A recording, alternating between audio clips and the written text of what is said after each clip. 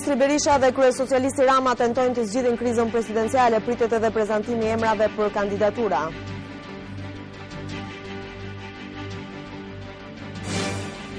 Partia Demokratike rrëzon edhe kërkesën e disa bashkive të vendit për moratoriumin e skafeve, sipas saj rrezikohet regjimi i vizave. Një ide kur gjatë një sulmi në një qendër tregtare në Toronto të Kanadas, ende nuk bëhen të ditura detaje nga hetimet.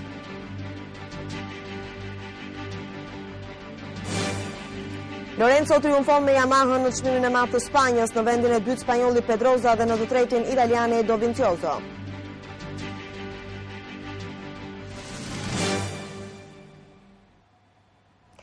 Përshëndetje dhe mirë se vini në edicionin informativ të orës 19 këtu në Koha Televizion. 24 orë para raundit të dytë të votimit për postin e kreut të shtetit, Kryeministri Berisha do t'ulet në tryezën e bisedimeve me kryetarin e Partisë Socialiste Edi Rama. Vendimi erdhi edhe pas rritjes së presionit ndërkombëtar për të ulur në tryezën e bisedimeve. Në këtë presion është përfshirë edhe komisioneri për zgjerimin Stefan Fyle përmes të letrave publike dërguar krerëve të politikës. Kryeministri Sali Berisha dhe kryetari i Partisë Socialiste Edi Rama takohen sot për të negociuar mbi zgjedhjen e presidentit të Republikës. Takimi pritet të zhvillohet në orën 20:30 në ambientet e kryesisë së kuvendit. Në takim do të marrin pjesë dhe dy krerët e grupeve parlamentare Astrid Patozi dhe Gramos Ruçi. Takimi vjen pas dështimit të raundit të parë, pa asnjë votim dhe asnjë kandidat zyrtar. Për negociatat të drejtpërdrejta, kryeministri Sali Berisha është ulur për bisedime me Edi Ramën në vitin 2007. Ulja në tryezën e bisedimeve është vënë si kusht nga kreu i Partisë Socialiste Edi Rama, në të kundërt ka paralajmëruar se nuk do të jap konsensus për zgjedhjen e presidentit të ri. Nga ana e tij, kryeministri Berisha ka shprehur gatishmërinë që të ulet për bisedime me kreun e Selis Roz, por duke mos pranuar kushte në kërkim të një procesi që do të sjellë rezultat. Majoranca qeverisëse propozoi në raundin e parë si kandidat për president Xhevaris Zaganjorin, por kjo kandidaturë u refuzua nga e majta. Pas dështimit të raundit të parë, klima politike në vend ishte e tensionuar, ndërkohë që mungesa e konsensusit ka shqetësuar edhe ndërkombëtarët. Komisioneri për zgjerim në Bashkimin Evropian Stefan Fyle apeloi që forcat politike shqiptare të zgjidhin në formën e konsultimeve dhe konsensusit presidentin e ri të vendit.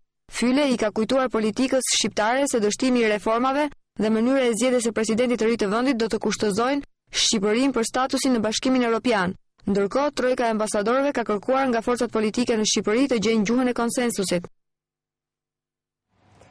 Selia Roz duket se është gati edhe për paraqitjen e emrave në bisedimet me kryeministrin Berisha. Pak ditë më parë, deputetët e Partisë Socialiste kanë ofruar emrat e mundshëm për kandidaturën e kreut të shtetit, ndërkohë që sot kryesocialisti Edi Rama është takuar edhe me ambasadorin e Bashkimit Evropian Ettore Sekui. Partia Socialiste pritet të shkojë në tryezën e bisedimeve me shefin e majorancës qeverise edhe me emra konkret për zgjedhjen e kreut të shtetit.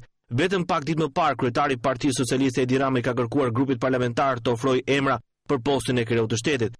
Deri më sot Partia Socialiste ka refuzuar të prezantojë kandidaturat për president. Ajo ka kërkuar përfshirjen e saj në bisedime mbi profilin e kandidatit të kreut të shtetit. Në selinë e Partisë Socialiste, vetëm 2 kandidatë të mundshëm kanë kërkuar zyrtarisht mbështetjen e saj. I pari ka qenë kryetari i Partisë Socialiste Fatos Nano. Merret ai ka kërkuar kandidimin nga kjo forcë politike si një president mbi palët. Në këtë kuadër e zhvilloi dhe një tur takimesh me liderët e partive parlamentare, ku disa prej tyre nuk nguruan për të dhënë edhe mbështetjen publike, ndërkohë që një qendrim më i ftohtë u paraqit nga kupola e Selis Roz.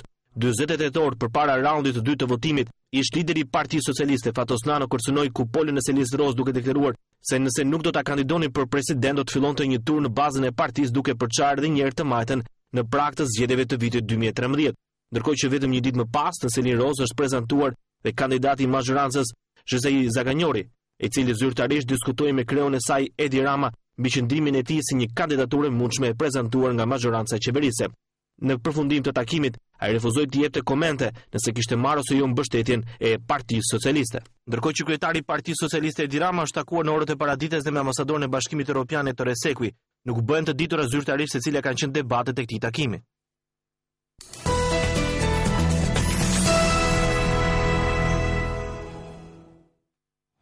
Kryeministri Berisha i është drejtuar Imarës për të falenderuar pushtetin vendor për ndihmën që i kanë dhënë gjatë aksidentit të studentëve të Elbasanit. Në këtë aksident humbën jetën të paktën 13 persona. Kryeministri Sali Berisha vizitoi vendin ku ndodhi aksidenti i Himarës. Ai vendosi një buqet me lule në ndërim të 13 qytetarëve që humbën jetën. Kreu i qeverisë u ndal në qytetin e Himarës ku zhvilloi një takim me autoritetet e bashkisë, kryetarin e Këshillit të Qarkut të Vlorës Anesti Dimojani dhe mjekun e Spitalit të Himarës Spiro Guta. Ai falenderoi që së bashku me shumë qytetarë të zonës dha ndihmën e parë për të shpëtuar të plagosurit e aksidentit tragjik. Erdha për të shprehur edhe njerë falënderimin dhe mirënjohjen e thellë të gjithë shqiptarëve për reagimin e shpejtë të përgjegjshëm njerëzor eficient që bën qytetarët e Himarës në asaj tragjedie, reagim me të cilin bën të shpëtuar shumë jetë, sepse po të mos që ajo ndihmë e parë, po të mos që ajo nxjerrje nga rënojat e autobusit, jetë të tjera do kishin humbur. Kryeministri i shprehu edhe një herë mjekut Guta, ekipit të tij mjekësor, strukturave dhe qytetarëve të Himarës falënderimet dhe mirënjohjen më të thellë të gjithë shqiptarëve për reagimin e shpejtë dhe ndihmën eficiente. Në aksidentin e 21 majit në Himar humbën jetën 13 persona. Partia Demokratike ka hedhur sot edhe një herë poshtë kërkesën e disa kryetarëve të bashkive të vendit për heqjen e moratoriumit të skafeve. Zëdhënësja e Partisë Demokratike Silvi Bardhi shprehu bindjen se një nismë e tillë do të rivendoste regjimin e vizave për shqiptarët. Moratoriumi i skafeve bëri të mundur avokatin e shkëlqyer nga fqinjet tanë madje garancinë e tyre për heqjen e vizave dhe lëvizjen e lirë në mbar Europën për qytetarët shqiptarë. Partia Demokratike denoncon dhe hedh kategorikisht poshtë të qëndrim të Zotit Rama dhe krerëve të tjerë të Partisë Socialiste, me të cilin për interesa të pasurimit të pushtetarëve të saj me paratë e pista të trafiqeve kriminale, kërkojnë të anullojnë lëvizjen e lirë e të rikthejnë vizat për qytetarët e thjesht shqiptarë, të rikthejnë sërish Otranton në varrezën e zezë të rinjve shqiptarë. Shqipëria dhe qytetarët e saj ka nevojë për reforma që i afrojnë me Bashkimin Evropian dhe jo trafiqe dhe skafe që i largojnë nga Europa. Rreth 25% e dosjeve të pensionistëve dyshohet se kanë falsifikime në dokumentacion. Shqetësimi është ngritur nga Instituti i Sigurimeve Shoqërore, i cili ka filluar verifikimin e rreth 108.000 dosjeve. Vetëm në Tiranë janë 3.500 dosje me probleme, ndërkohë që edhe 250 raste janë nën hetim. Instituti i Sigurimeve Shoqërore nis verifikimin e 108.000 dosjeve pensionesh në të gjithë vendin, pasi dyshohet për falsifikim dokumentacioni. Dyshohet se rreth 25% e pensionistëve kanë falsifikuar të dhënat dhe dokumentacionin, duke shtuar vitet e punës dhe rritur moshën për të përfituar padrejtisht nga skema. Vitet në të cilat është abuzuar me pensionet janë nga viti 1997 deri në vitin 2007. Në këtë periudhë, shumë persona kanë përfituar nga djegja e dokumentacionit dhe kanë deklaruar të dhëna të rreme në lidhje me moshën dhe kontributet e derdhura. Sipas të dhënave nga Instituti i Sigurimeve Shoqërore, numri më të madh të pensioneve të përfituara në mënyrë të paligjshme e zën ato të pleqërisë. Më pas vijnë pensionet e minatorëve dhe ato të invaliditetit. Vetëm në Tiranë janë 3.500 dosje me probleme, për të cilat po bëhet kthimi i parave të përfituara padrejtisht, ndërkohë që edhe 250 raste janë në hetim. Mësohet se deri tani nga kthimi i parave janë arkëtuar nga Instituti i Sigurimeve Shoqërore 1.5 miliard lekë. Aktualisht, skema e pensioneve ndodhet në vështirësi financiare.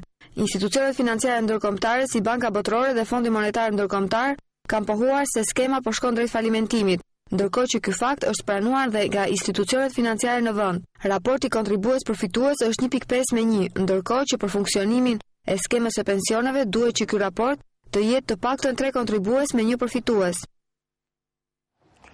Përfaqësues të biznesit janë të mendimit se ekonomia është në një krizë të thellë për shkak të mungesës së paras në qarkullim. Për këtë situatë të krijuar, ato kanë bërë përgjegjës bankat, të cilat sipas tyre kanë ulur ndjeshëm kreditimin. Mungesa e likuiditeteve dhe shtrëngimi i kreditimit nga bankat për bizneset dhe individët kanë zhytur në krizë jo vetëm biznesin, por gjithë ekonominë e vendit. Për të kapërcyer këtë situatë, Kofindustria i bën apel qeverisë dhe Bankës së Shqipërisë që të ndërhyjë për të përmirësuar situatën, e cila rrezikon qëndrueshmërinë e ekonomisë së vendit. Mbështetur në të dhënat e ardhura në mënyrë të vazhdueshme nga industritë kryesore të vendit, Kofindustria shpreh shqetësimin për mungesën e ndjeshme të likuiditetit në treg për periudhën e 3 muajore të parë të vitit 2012, me të cilën ndeshën bizneset dhe sidomos industritë. Pasojat e drejtpërdrejta të mungesës së likuiditetit për bizneset në treg mbështetur në analizën e të dhënave operative të ardhura pranë Kofindustrisë nga grupi i industrisë që prodhojnë për tregun e brendshëm në 3 mujorin e parë të vitit 2012, janë rënja e treguesit të shitjeve për grupet kryesore të industrive që prodhojnë për tregun e brendshëm. Gjithashtu është shënuar rënja e treguesit operativ të fitimit për të njëjtën periudhë dhe për të njëjtin grup industrish, duke arritur në shifër absolute në kufirin afër zeros. Ndërkohë, vetëm në 5 mujorin e parë të vitit 2012 në sistemin bankar shqiptar kanë hyrë mbi 700 milion euro, kryesisht nga Greqia, por masa e kreditimit të ekonomisë shqiptare për të njëjtën periudhë paraqitet në rënje. Kofindustria vlerëson se niveli relativisht i ulët i jetesës së qytetarëve shqiptar përcakton nivelin e konsumit të mallrave dhe shërbimeve bazike më të domosdoshme të jetesës dhe çdo rënje e mëtejshme e treguesit të shitjeve dhe treguesit të fitimit do të prek ndjeshëm deri në falimentim para së gjithash industritë prodhuese vendore, duke rrezikuar hyrjen e ekonomisë në një cikull të mbyllur negativ me pasoja të rënda në qëndrueshmërinë makroekonomike të vendit në periudha fatgjatë. Krimi një borxhi prej $500 milion ka vënë në lëvizje kompaninë ČEZ në një tentativë të saj për shlyerjen. Ajo kërkon nga enti regulatori i energjisë që borxhin ta pasqyrojë në bilancë si humbje, duke tentuar dhe rritjen e çmimit të energjisë. Kompania ČEZ bën manovrën e radhës për të shpëtuar nga borxhi prej rreth $500 milion dhe për të rritur çmimin e energjisë. Kompania çeke kërkon nga enti regulatori i energjisë që borxhin ta pasqyrojë në bilancë si humbje, por kjo kërkesë nuk është pranuar nga enti. Njohja e borxhit të kompanisë së shpërndarjes së energjisë si humbje do të pasqyrojë në rritjen e çmimit të energjisë për konsumatorët, ndërkohë enti regulator ka vendosur që çmimi i energjisë të mos rritet të paktën gjatë këtij viti. Borxhi i ČEZ për llogaritet në vlerën 17% dhe enti regulator ka vendosur që kompanisë çeke t'i njohë borxhin në masën 14%. ČEZ pretendon se pjesën më të madhe të debitorëve i ka konsumator familjar dhe vlera arrin në rreth 40 miliard lek. Kompania ČEZ Shpërndarje ka kërkuar pak kohë më parë rritjen e çmimit të energjisë elektrike për konsumatorët për gjatë një periudhe 3 vjeçare, 2012 deri në vitin 2014, me pretendimin se humbjet në rrjet, investimet, borxhet, kostoja e prodhimit janë të papërballueshme. Në aplikimin pranë entit regulator të energjisë, ČEZ Shpërndarje ka kërkuar një rritje mesatare me 4.6%, e cila është për konsumatorët familjar. Kjo kërkesë është rrëzuar nga enti regulator, gjithashtu ČEZ Shpërndarje i ka kërkuar entit që të mundsoj pagesën e borxheve që institucionet publike i kanë kësaj të fundit. Pas rrëzimit të pretendimeve për rritje çmimi, kompania çeke ka nisur planin operacional të mbledhjes së borxheve, duke kontraktuar 7 kompani private kundrejt një komisioni të posaçëm. Vështirësitë ekonomike ndikojnë edhe në pushimet e qytetarëve. Për këtë arsye, mungesa e financave dhe kushtet higjienike duket se i kanë detyruar pushuesit të drejtohen pishinave publike. Mungesa e financave dhe mungesa e kushteve ekonomike ka detyruar qytetarët e Tiranës të drejtohen pishinave publike për të kaluar fundjavën.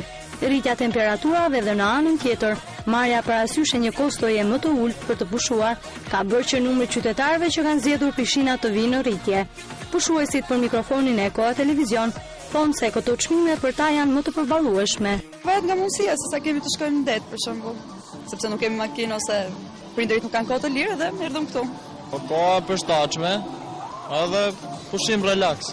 Ekonomia jo po i zena më mirë, se deti nuk është as i pasë sa pishina. Kemi më afër, edhe kjo është një ndër arsyet, edhe më është më praktike, më shpejt. Nga aspektin ekonomik, një lloj si pishina dhe plazhi aty. Po ta kapësh për Durrësin, pastaj nuk flasim për Dërmijë, Març. Ka shumë të bëjë plazhi, s'është një krahasohet me pishinën kurrë, po ne që është më afër dhe bien fëmijët këtu. Këtu e kam edhe më afër, edhe sa të fillojnë çik. S'është qetësi rehat, prandaj.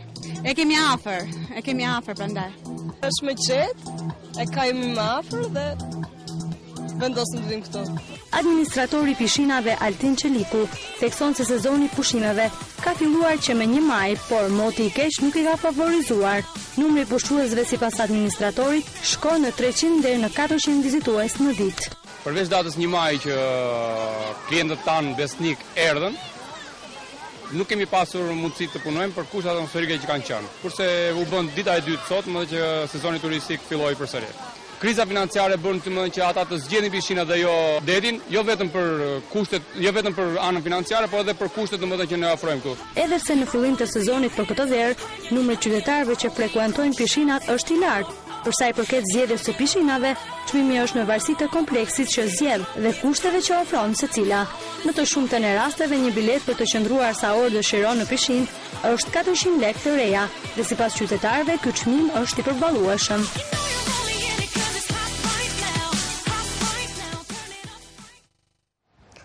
Maturantët do të njihen me rezultatet e provimit të letërsisë në datën 12 qershor, ndërkohë testi i radhës është matematika.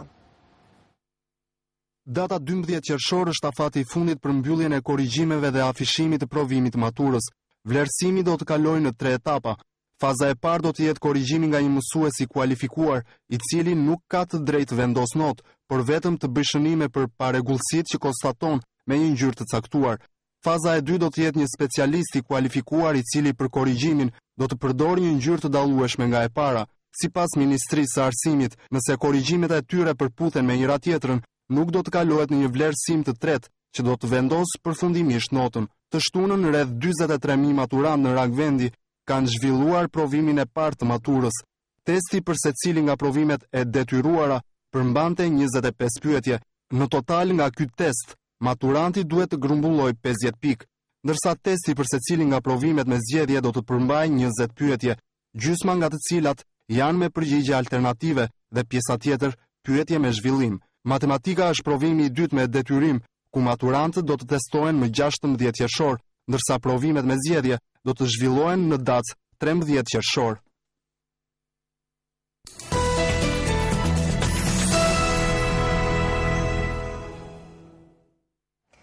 Kreu i ri i shtetit të Serbisë Tomislav Nikolić premton publikimin e marrëveshjes me Prishtinën. Ai shpreu bindjen se qytetarët e Serbisë duhet të dinë se çfarë është vendosur. Qytetarët e Serbisë së shpejti do të marrin vesh sakse për çfarë është marrëvesh shteti me Prishtinën, ka thënë presidenti i Serbisë Tomislav Nikolić. Ai ka thënë se në Këshillin për Sigurinë Kombëtare janë rënë dakord se çfarë duhet bërë në Kosovë pa marrë parasysh, siç ka thënë ai, spekulimet se përse kanë ndodhur incidentet e fundit. Ne jemi marrëvesh se sapo të dimë se për çfarë është marrëvesh Serbia dhe për çfarë ka mendon se ka të drejtë të hënë të marrë, do të ketë një qendrim të qartë të tërë Këshillit për Sigurinë Kombëtare në lidhje me marrëveshjet, ka thënë Nikolić, duke shtuar se qytetarët duhet të dinë se çfarë i pret dhe pas çfarë vendimesh qëndron shteti i tyre. Kosova dhe Serbia, në ndihmën e Bashkimit Evropian, kanë nisur në muajin mars të këtij viti negociatat për çështjet praktike. Në 9 raunde bisedimesh janë arritur 7 marrëveshje, por zbatimi i tyre ka ngecur. Vetëm pak ditë më parë, ushtruesi i detyrës së shefit të Euleksit, Andis Sparksi, ka dorëzuar shefit të Agjencisë së Regjistrimit të Gjendjes Civile kopjet e 52 regjistrave të gjendjes civile për territorin e Janjevës të komunës së Lipjanit të certifikuar nga Euleksi. Ndërkombëtarët certifikojnë kopjet e regjistrave të gjendjes civile si pjesë e marrëveshjes së 2 korrikut 2011 në kuadër të dialogut në mes të Prishtinës dhe Beogradit, të lehtësuar nga Bashkimi Evropian. Regjistrat origjinal të gjendjes civile aktualisht ndodhen në Serbi.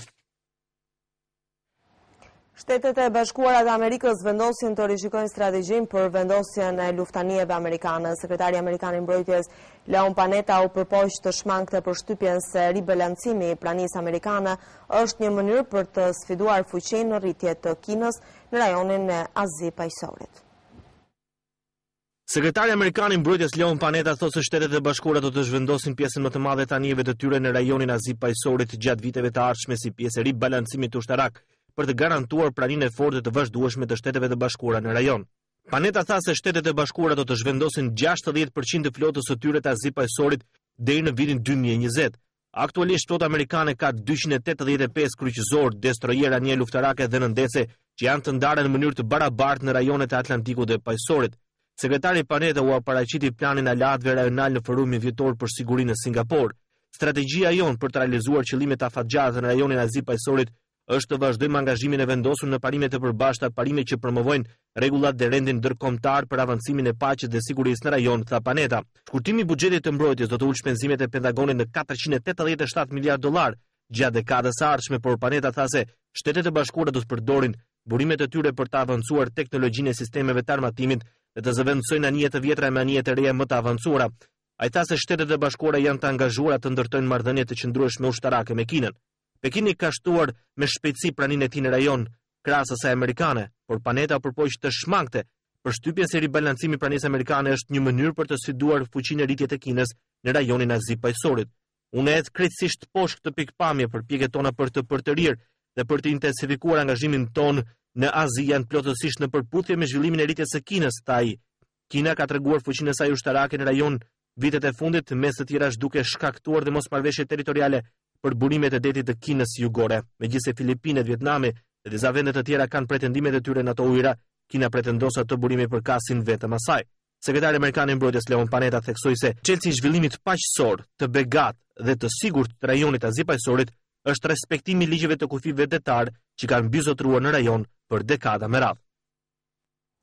Siria rrezikon të përfshihet në një luftë të vërtetë. Alarmi është dhënë nga presidenti Bashar al-Assad, i cili ka bërë përgjegjës faktorin e jashtëm për nxitjen e saj. Ky ishte fjalimi i tij i parë që nga masakra e Hulas, ku u vranë më shumë se 100 njerëz dhe gjysma e tyre fëmijë.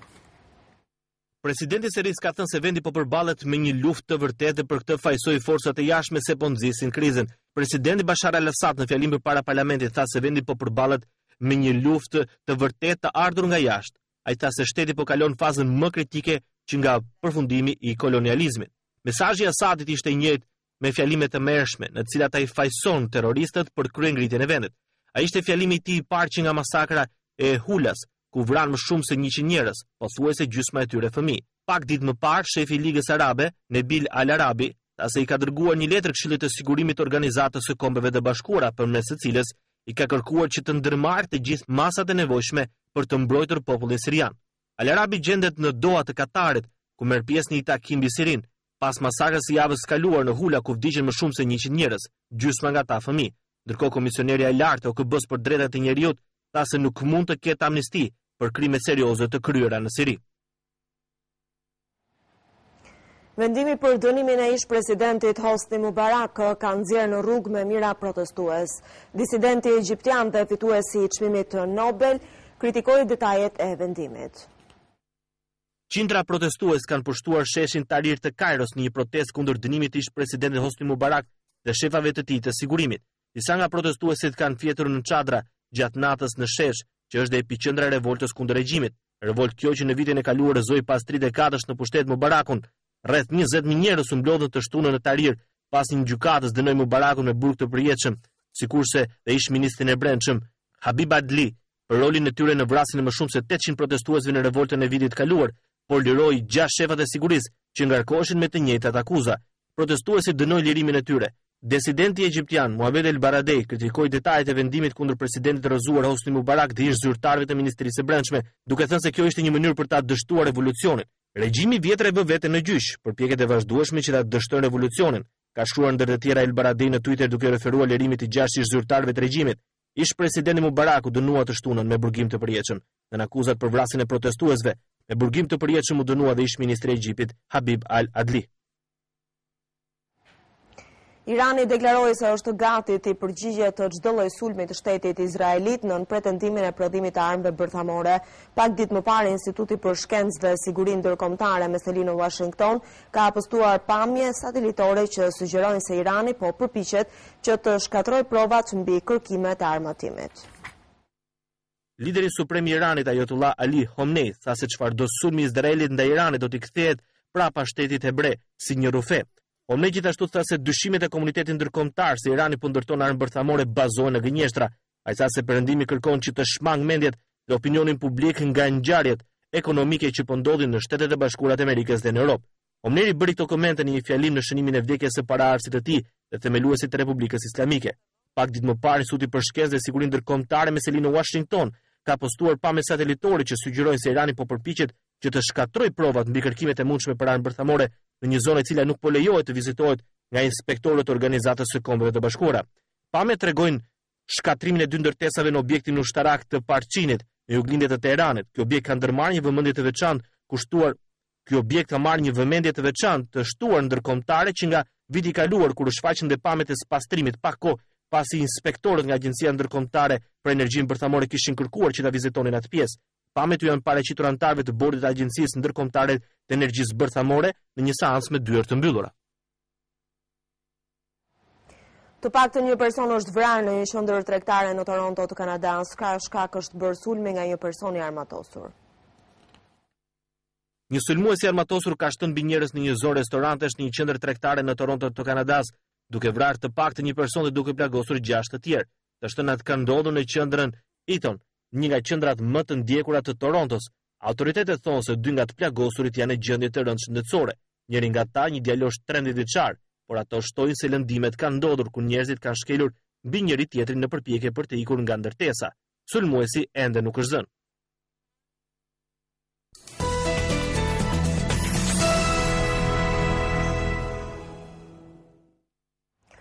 Lorenzo ka triumfuar me motorin Yamaha në garën për çmimin e madh të Spanjës. Në vendin e dytë ka dalë spanjolli Pedrosa dhe në të tretin italiani Dovizioso. Gara në çmimin e madh të Katalonjës në MotoGP shkon për Jorge Lorenzo me motorin Yamaha. Spanjolli fiton në vendin e tij duke zhvilluar një garë fantastike në pistën e Montemelos dhe duke ruajtur kryesimin e botrorit të garave me motora me 115 pikë.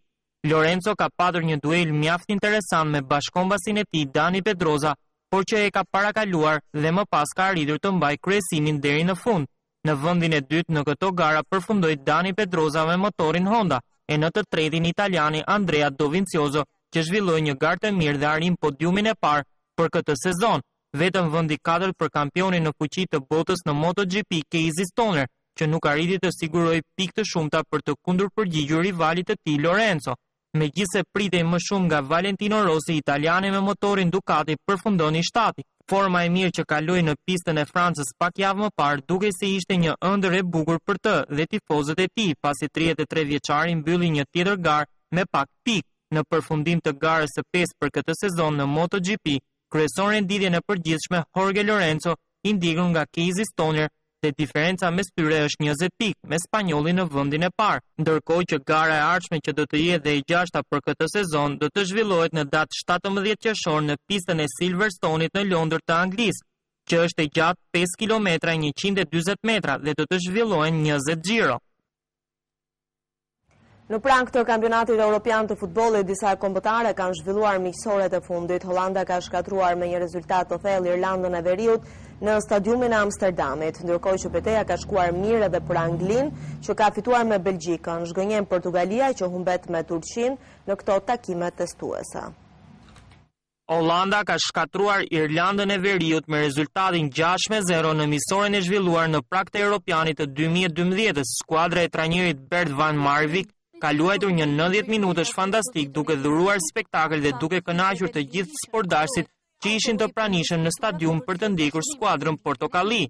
Në pjesën e parë, Holanda ka realizuar 4 gola me një superform të Van Persit, që realizon 2 herë, ndërkohë që më pas ka shënuar edhe Schneider, Afelaj, ndërsa në pjesën e dytë kanë realizuar sërish Afelaj dhe Ron Vlar. Lojë e mirë edhe për Robben, që megjithse nuk ka realizuar sërish ka bërë një paraqitje mbreslënse. Trajneri Van Marwijk është shprehur i kënaqur në përfundim të sfidës duke deklaruar se skuadra që ai drejton është më e fortë se ajo para 2 vitesh ku Holanda doli në finale të botrorit. Në stadiumin legjendar Wembley, Anglia fiton me Belgjikën 1-0. Trajneri Roy Hodgson merr fitoren e dytë në në prag të Europianit, duket se skuadra po i përgjigjet mirë lojës dhe teknikut, ndërkohë që ajo që shqetëson treluanët janë dëmtimet e shumta. Dani Welbeck shënon golin e fitores për Anglinë pas një pasimi të saktë Ashley Young. Me gjithë rastet e krijuara nga Belgjika, sërish mbrojtja e Anglisë nuk ka pësuar, ndërkohë që në këto takime përgatitore në prag të Europianit zhgënjen Portugalia që humbet me Turqinë me rezultatin 3-1. Umit Bulut realizoi 2 herë për Ballkanasin, ndërsa shkurton rezultatin Nani. Cristiano Ronaldo humbet një penalti, ndërkohë që mbrojtësi Pepe shënoi në portën e tij duke bërë që Turqia të fitonte këtë miqësore. Një barazim me Maqedoninë dhe kjo humbje ja ul entuziazmin portugalisë në prag të Europianit, ku ato ndeshjen e parë do ta luajnë në datë 9 qershor me Gjermaninë. Dhe vjejmë me panoramën e librave dhe këtë javë për lexuesit vijnë kryesisht romanët. Romani Deti Deti e shkrimtares Iris Murdoch është bërë pjesë e stendës së botimeve të reja, një vepër e cila vë në provë dashurinë. Ky roman tregon se edhe atëherë kur dashurinë e flakim tej vetvetes, dashuria dikujt tjetër na ndjek gjatë gjithë jetës. Margaret Manzantini vjen në vëllimin e ardhur në jetë. Romani rrëfen historinë e rrëmbyer të dy të rinjve që luftojnë për dashurinë e tyre, një histori dashurie marramense plot mangësi. Bashkohet me botimet e kësaj jave Sphinx dhe Piramidat nga autorët Graham Hancock dhe Robert Buval. Ky libër sjell një studim të trashëgimisë së fshehur të njerëzimit. Në këtë vëllim përcillen mesazhet dhe përgjigjet e shumë pyetjeve: kush, kur dhe pse i ndërtoi? Cilat janë këto mesazhe tridimensionale, kaq enigmatike, që vijnë nga thellësia e kohës? Cili është mesazhi i tyre për të sotmen dhe të nesërmen? Edhe botimet shqiptare kanë sjellë këtë javë romanin me titullin Tmeri, nga autori Arbend Kondi. Romani vjen në kuadër të 100 vjetorit të pavarësisë dhe rrëfen gjithçka rreth luftës në Kosovë, përjetimet, emocionet dhe tmerin e kaluar. Atë mbrëmje, megjithse nuk do ta harroj kurrë, e kam si perdë të zezë para syve, përderisa edhe sot më përgjak në gjumë, mbetet makthi i jetës time.